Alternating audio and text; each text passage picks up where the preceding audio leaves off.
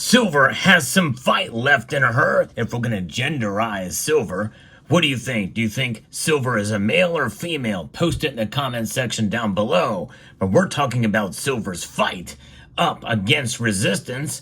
Let's discuss it in this video as we explore.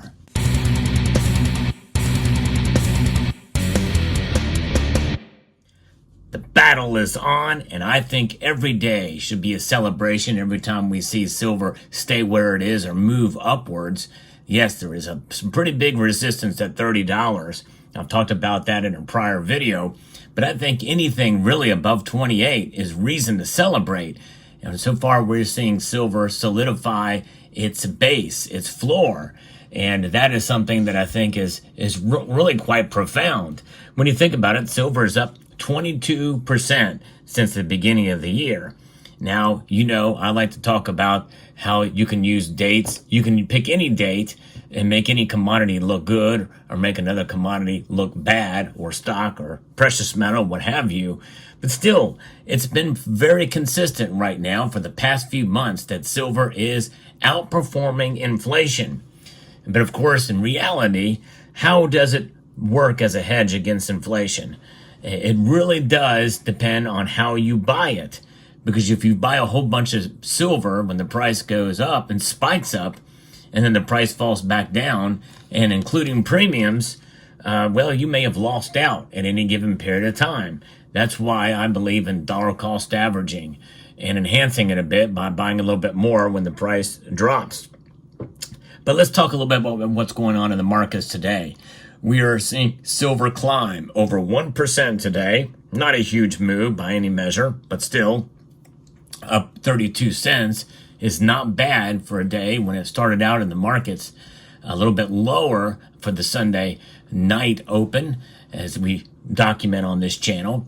It's up to $29.50 right now, up 32 cents. Its top today was at $29.55. That's 45 cents shy of our resistance at $30.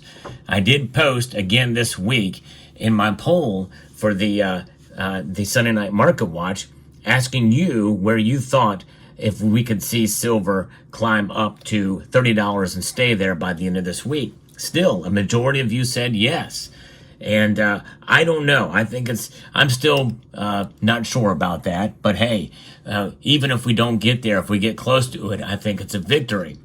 So what's behind some of this? Well, inflation, subsiding inflation is bolstering Fed's cut rate case, according to a piece here that was published early this morning over at tradingpedia.com.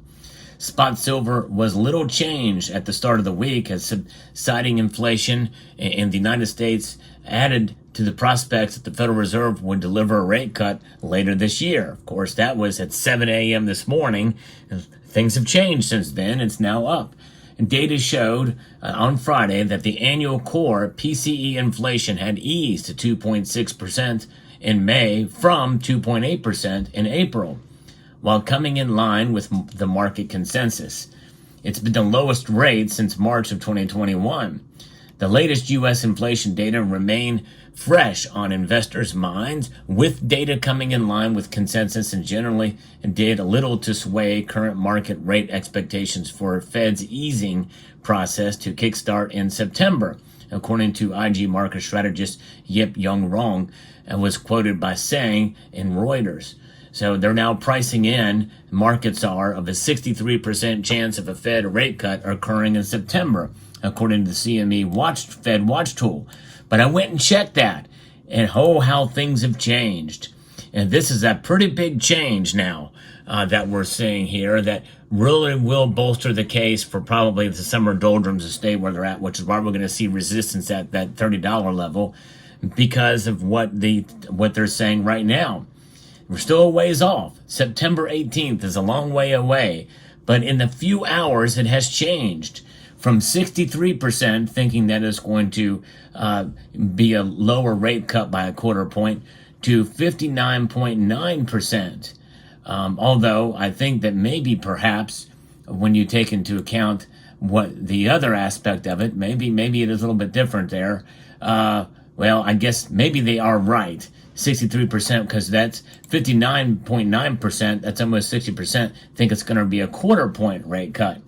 And another 5.4% say it's going to be a half a point rate cut. So that is actually increased then when you think about it. When you put those two columns together, it is actually 65+% say that they're going to cut either a half a point or a quarter point come September 18th. So that will be very interesting to see. Still, it has changed from 63 to 65%. Lower interest rates reduce the opportunity cost of holding silver, which pays no interest. So market players will next be paying close attention to remarks from Federal Reserve Chairman Jerome Powell that will be coming tomorrow, and to minutes from the Federal Reserve's most recent policy meeting due out on Wednesday. And I think, considering that where the markets are moving, what the market is, the players are anticipating, likely that's going to probably be good for gold and silver. Lower interest rates, they say, reduce the opportunity cost of holding silver, but I think really the opposite. Higher interest rates reduce the opportunity cost. In other words, people want to find ways to be able to make money safely, and that's why people put their money in CDs, money markets, safe bets, and less likely to buy silver in this case, or gold really as well too. We'll see here. And so the commodity has seen some dips this past week, but it is now coming out of that.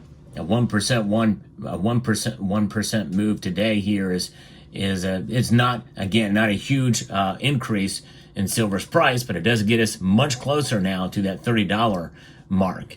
So it'll be very fascinating to see where it goes from here. Now, what is another factor that is going to be driving this? I think they're all kind of interrelated, but when you think about what is happening here, we have got the dollar index that we're looking at here. The dollar index is something that is a good measure of where we're at, where things are with silver, and the dollar index is actually up today slightly, and the price of silver is up today. It's kind of remarkable. By the way, so is gold, but only up slightly. So that is kind of an unusual circumstance. It doesn't happen too often. So it's pushing against resistance, and it's pushing against the resistance of the dollar as well. With a strengthening dollar, and that is remarkable. And I think that is a pretty big news to see that sooner or later we're going to come a point in time where it may not matter what the perceived strength of the dollar is, because we know that its value is declining. The dollar's value is declining at a rate of 3.4% year over year, which is already on top of much higher inflation that we've seen prior. So that is the metrics, and that's the dynamic we find ourselves in, which means that as we get through the summer and into the fall, it may not matter what the dollar strength is. Silver may continue to climb. Many people have been talking about a commodities boom. And when you think about commodities, what do we think about? We think about things that are used in industry, manufacturing, bioscience, technology, a lot of different uses for many different commodities. But silver is the most versatile metal out there. And so therefore, it's going to be caught up in that boom if and when it comes. Like I said, who knows when that will be. I think we'll see some semblance of it before the year's out, which is why I'm predicting $35 silver by the end of the year. But it may not come until next year. I don't know.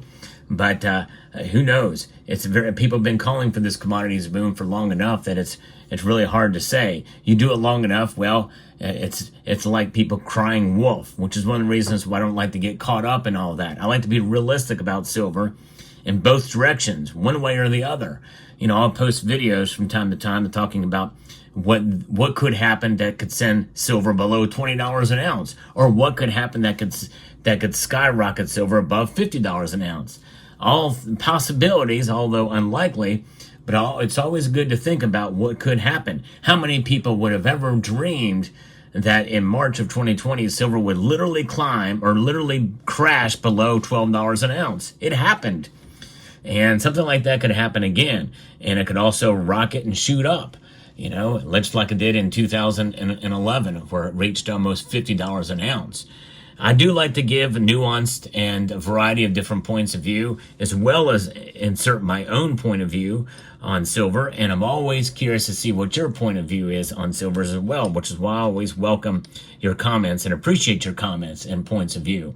If you enjoy what I do here on this channel, I hope you will consider subscribing to the channel if you haven't done so already. And maybe pressing that like button down below as well if you find value in the content I provide here. You know, there is a lot to talk about. The silver market is complex. It's a very small market. And that's why I think in part it is pretty volatile. And it has been volatile for a long time. It just seems to be a little bit more volatile this year. And that volatility has really moved in a northerly direction, up. So those are the kind of things we're looking at here with silver. So interesting news today, and fascinating to see the Fed Watch tool within a couple hours move up a couple of points, and that about 65.5% of market participants in this poll for the Fed Watch tool think that they're going to lower rates by at least a quarter point. So let me know what your thoughts are down in the comment section below. I hope you found this video informative, insightful, and educational. Would like to extend a multitude of gratitude to each and every one of you for taking the time to watch. And yes, I want to encourage you to please rate, share, comment, and shake. Yeah, shake and bake. No, don't bake. Do not bake. Just shake.